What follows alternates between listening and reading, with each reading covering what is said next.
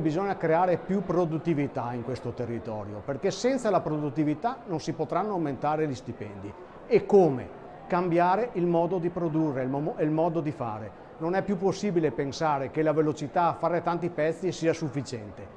Altre parti del mondo lavorano a un costo del lavoro molto più basso e non ce lo possiamo permettere. Un forte appello a cambiare il modello produttivo mettendo al centro la vita delle persone, la sicurezza e la qualità del lavoro. È questo il messaggio lanciato da Roberto Toigo, rieletto all'unanimità segretario generale della UIL Veneto al termine del secondo congresso regionale del sindacato ospitato al Museo M9 di Mestre. Feltrino, 54 anni, operaio del gruppo Electrolux Zanussi, Toigo guiderà ancora la UIL regionale dopo un primo mandato segnato da una crescita dell'organizzazione. Gli iscritti sono infatti passati da 121.000 a 131.000 dal 2020 a oggi e Venezia si conferma la provincia con il maggior numero di tesserati, oltre 27.000.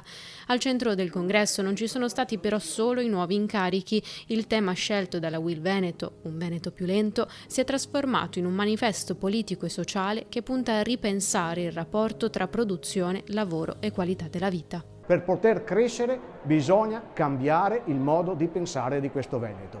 E poi un ricordo, un tocco alle morti sul lavoro. È del tutto evidente il perché del lavorare più lento. La nostra forza che dovremo dare sarà quella di dare alla persona la consapevolezza del rischio. Ovvero, nel momento in cui si sentono in difficoltà, si devono fermare, si devono chiamare. Ecco perché un Veneto più lento. Speriamo insieme di creare qualcosa di buono.